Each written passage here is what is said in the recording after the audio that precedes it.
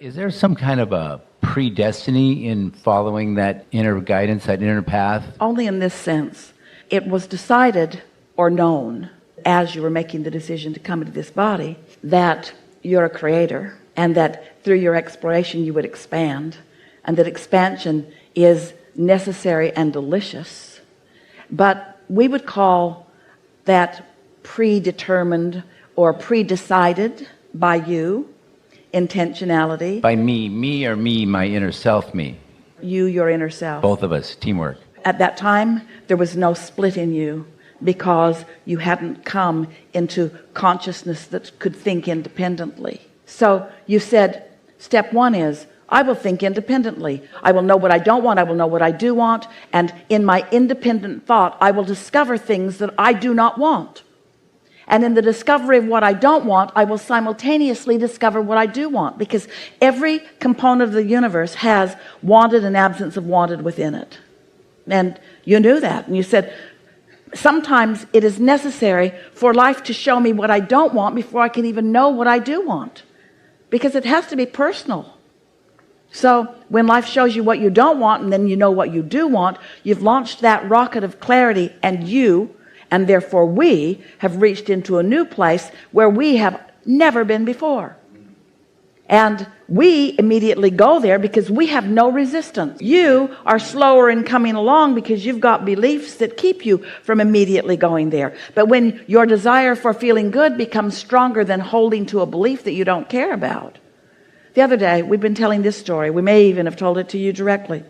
Esther was in Del Mar. She has a house there. She hadn't been there in months.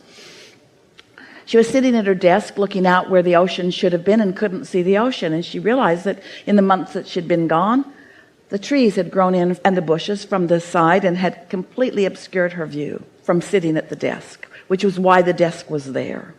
So her gardeners came later that day and she said, I'm blocking my own view. Could you guys trim this edge so that I can see the ocean? And they said, happily. And then they said, but there are trees down in the ravine that might be part of what you're seeing. And Esther said, well, I only own half of that ravine. Just be sure that it's on my property. And they said, we've got you covered. And off Esther went to lunch with her friend. They were gone many hours. They shopped and ate and explored. And when Esther came back, she walked onto her deck and went in and looked out the window, and the ocean was back. She was so happy to see it. Then she looked out a little way on the hillside up very close to neighboring property and saw something that made her gasp. 2 very large tree stumps cut all the way down to the ground. And Esther thought, how in the world did that happen?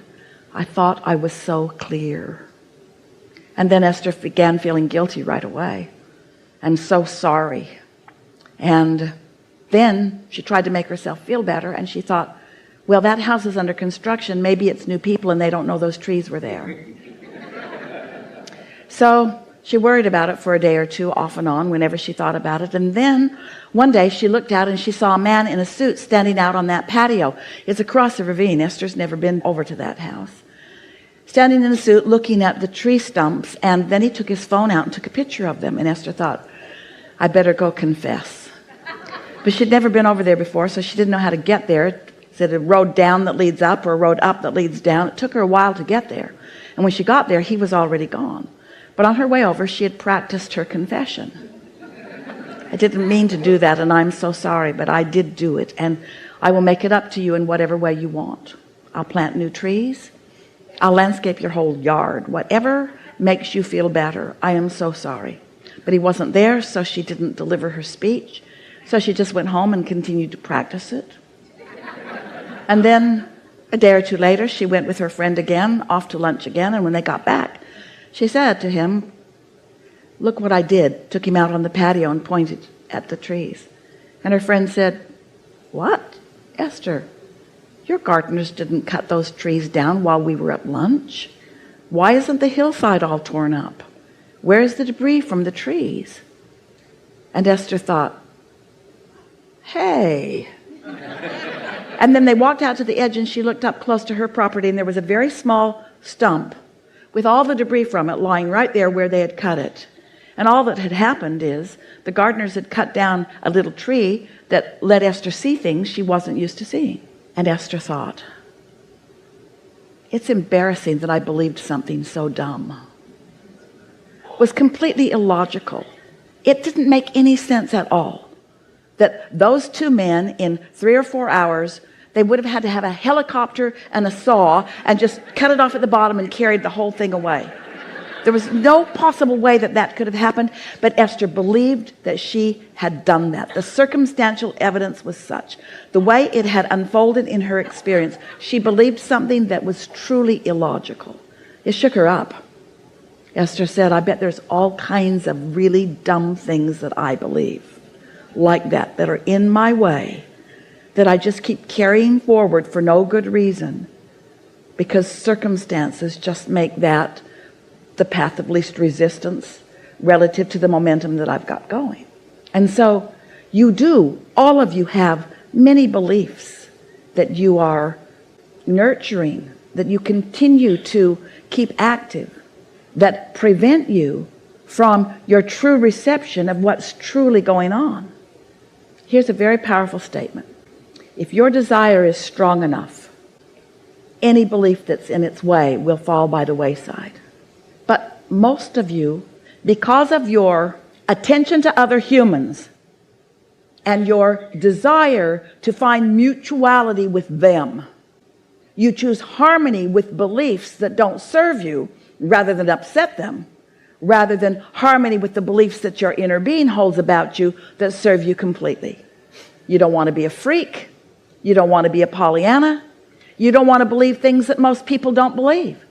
You want to believe the circumstantial evidence because most of you are conditional. We mean you, meaning humans, are conditional in your thinking. So you keep observing what is and you keep bringing the vibration of what is forward, even though your very existence means you are here to create new. You're not here to regurgitate what's already here. You are here to become freer, to become wholer, to become newer, to feel better. You didn't come to regurgitate what is, and yet most of those around you are true regurgitators. And if you stand out, not as a regurgitator, sometimes they want to call you weird or freak or Pollyanna or not facing reality. Aren't those regurgitated beliefs manifestations as well? They are. From something that happened when you were 5 or 6 years old? Something happened 20 years ago, and if you didn't keep thinking about it, it would completely be out of your vibration within 3 days. But because you talk about it, you keep bringing it forward 19 years, 18 years, 17 years, 15 years. And so here it is right here, still active in your vibration, even though it has no relevance other than the relevance that you've given it because you keep it active in your vibration. So it continues to be in the way of what you want.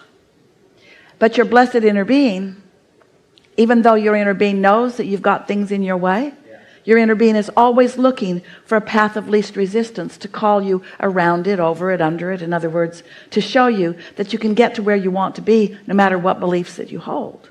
But isn't it nice when you are willing to acknowledge that you have beliefs that are in your way that are not valid? And what we're saying to you with this segment is, the less you try to find mutuality with the girls in the nail salon, because they're lovely. They are lovely. And there are positive aspects. Esther one day realized we've been talking about positive aspects for as long as she can remember.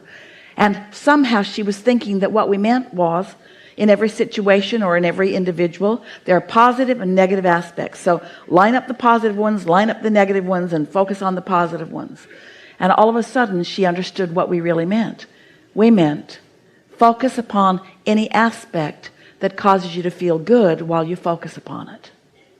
It's not an evaluation. It's not a determining what's positive and what's negative. It's looking for mutuality with your inner being. It's looking for what feels good when you find it, you see. And what feels good, a positive desire, can blast out an old negative belief. Because you see, every individual is like the universe at large. Within every particle of the universe is wanted an absence of it. So in every individual, there are aspects of them that you want to find mutuality with and aspects of them that you don't. But most people want the other to change to be mutual to you rather than just looking for what is mutual or looking somewhere else to find it.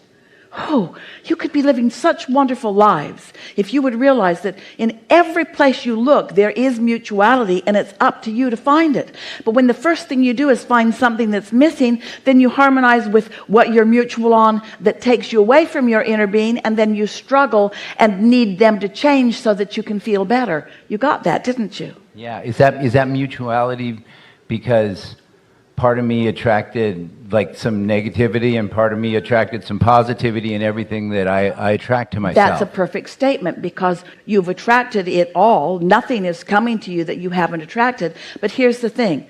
You could be in a place of true alignment. Maybe you've been meditating for a while and you're tuned in, tapped in, turned on, and you are in alignment. And in that alignment, you attract someone to you, let's say an individual to you, who has that mutuality. In other words, that person has that potential, or maybe even that going on actively right here, right now. And even though they might have a whole lot of other things that you don't want to think about or that you don't want to be mutual with, doesn't matter. You are focused upon and active about the thing that does, until you get so nosy about everything about that person. You meet new people, law of attraction brings you together, and the first thing you do is tell me about yourself. And we're in the background saying, don't do that.